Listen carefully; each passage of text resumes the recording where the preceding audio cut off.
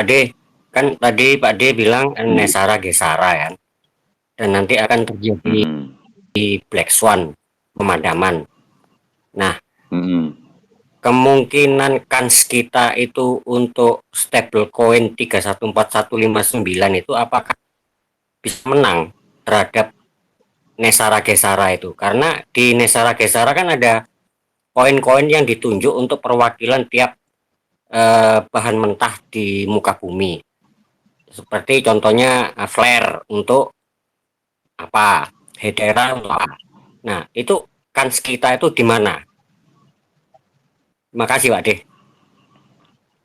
Ya, jadi bicara Nesara Gesara itu adalah, kalau saya gambarkan, itu kontainer atau kapal besar yang memuat, yang mana di dalamnya itu mengandung apa namanya, unsur undang-undang, regulasi, aturan-aturan, ketentuan-ketentuan, kebijakan-kebijakan, apapun semuanya itu ada di dalam Nesara Gesara.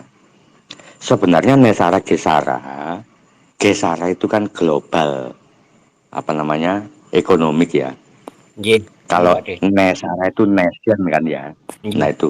Jadi aturan secara global ini yang ketentuan atau kebijakan yang mengatur untuk global.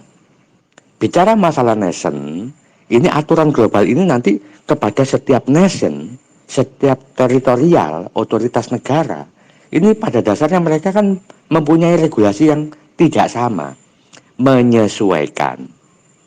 Contoh ini, Indonesia dari Sabang sampai Merauke ini mempunyai ketentuan kebijakan pusat, pemerintah pusat itu ya, di mana mengimplementasikan aturan undang-undang ini antara satu daerah, satu provinsi dengan provinsi yang lain, mengingat karakter budaya masyarakat yang ada di dalamnya itu berbeda, ini juga menyesuaikan, tapi tidak keluar dari jalur utama undang-undang yang sudah ditentukan oleh pemerintah. Itu masih ada fleksibilitas ya itu ya. Itu ya. Nggih, Nah nggih. ini, Nggih, nggih. Nesara Gesara, aturan. Bicara masalah kripto, ya, secara umum, setelah konferensi konsensus 2025 kemarin, itu ya, Senat Gedung Putih membuat satu keputusan voting untuk menentukan undang-undang kripto, di mana di dalam undang-undang kripto yang mengatur semua aset kripto berdasarkan fungsi dan kedudukannya. Nah ini, kripto-kripto yang disebutkan Bapak tadi, yang namanya angel-angel itu tadi, ya ada Nggih. ketentuannya. Nah, kripto-kripto komoditi-komoditi yang ada, yang selama ini ada diperdagangkan, ya ada. Sementara untuk Pi adalah kripto yang betul-betul berbeda. Itu ya. Pi adalah Nggih. satu kripto yang betul-betul berbeda. Karena Pi adalah mata uang sebuah ekosistem, mata uang sebuah bangsa. Itu ya. Suatu bangsa. Bangsa apa? Bangsa pioner. Ekosistem apa? Pi network.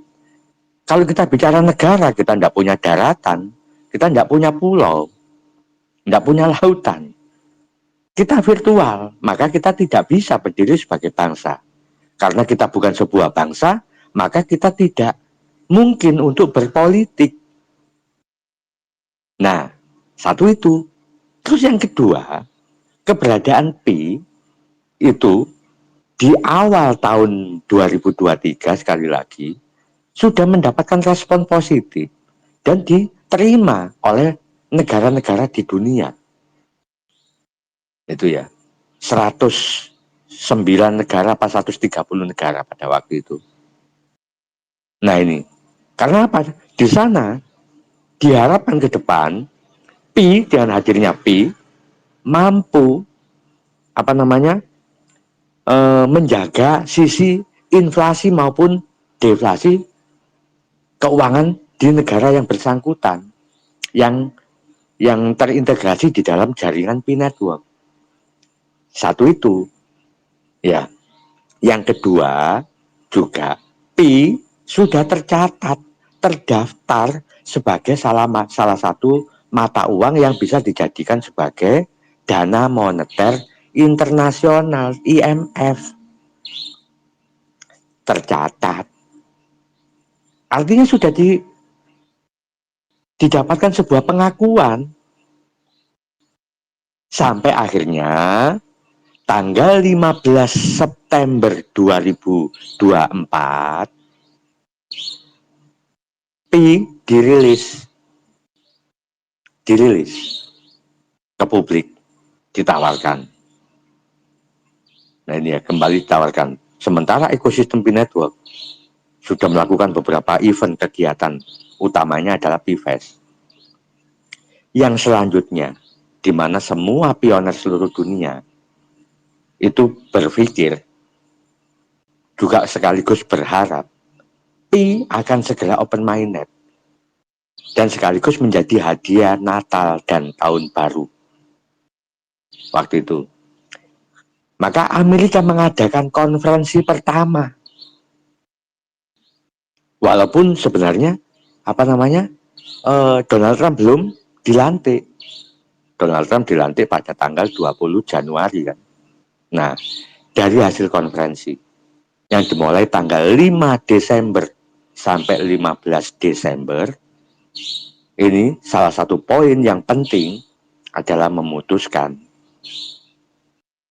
Pi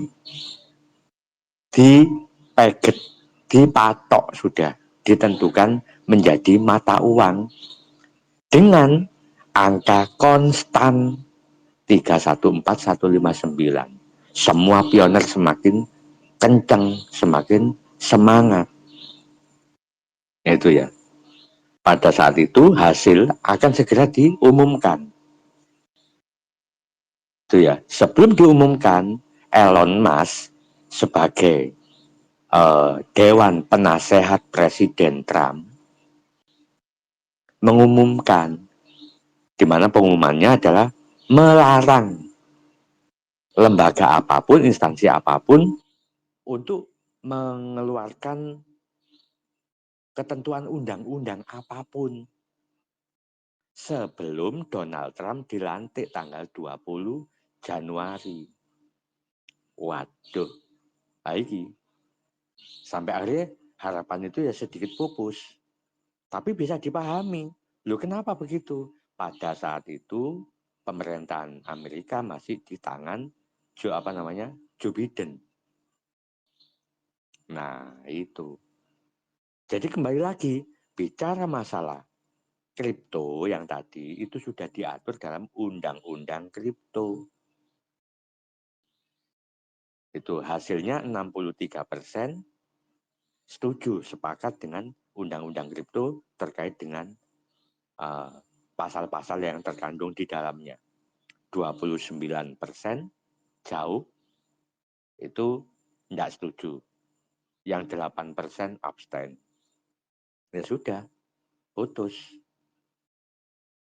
Nah ini ya, yang selanjutnya juga akan semakin luar biasa. Bicara soal kripto. Nggih, Pak De. Nggih. Suwun. Nah, Soalnya itu. kan keberadaan Pi Network yang tadi Pak Indra tanyakan itu kan kalau menurut saya ya, di antara mata uang digital lainnya itu kan salah satu poin plusnya Pi Network itu kan verifikasi identitas dan langsung jika ingin masuk di blockchain Pi gitu. Dan ada blockchain yang jelas transparan, sementara di kripto yang lainnya atau mata uang kripto lainnya itu kan untuk verifikasi datanya itu masih meragukan gitu Pak Indra, gitu loh. Yang saya tangkap keberadaannya itu. Jadi ketika negara lain ingin mengadopsi kripto selain Pi Network, ragu gitu loh. Ini nanti gimana kalau masih terjadi korupsi, money laundry seperti itu kayaknya, gitu loh. Keberadaan Pi Network di Nesara dan Gesara itu, gitu. Jadi bisa-bisa malah kacau lagi yang ada kalau menggunakan mata uang digital yang selain Pay Network, seperti itu yang saya tangkap sih. Iya. Jadi Ya, Nesara betul. Gesara nanti diiringi dengan badai yang luar biasa ini, menghancurkan apa namanya habitat, ya itu ya, habitat. Pak De sempat update Elon Musk dan Donald Trump nggak Pak De? Yang terbaru. Tengkar itu ya, Bang. Ini Iya. gini,